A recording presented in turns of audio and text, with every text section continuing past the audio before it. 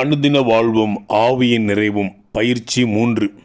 ஒரு சாதாரண மனிதனின் அன்றாட வாழ்வில் ஆவியின் நிறைவோடு வாழ அவன் சிந்தனை முழுவதும் மாற்றம் பெற வேண்டும். மனதில் நாளொன்றுக்கு 60,000 சிந்தனைகள் கூட எழலாம். என் இயேசுவுக்காக என்ன செய்வேன் என்று சிந்தியாதேயுங்கள்.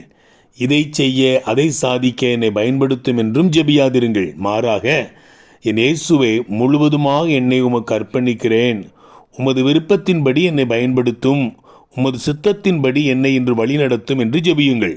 நான் மரித்தவன், எனது உயிர் கிறிஸ்து இயேசுவுக்குள் மறைந்திருக்கிறது என்று 24 மணி நேரமும் கிறிஸ்துவில் நிலைத்திருக்க பாருங்கள்.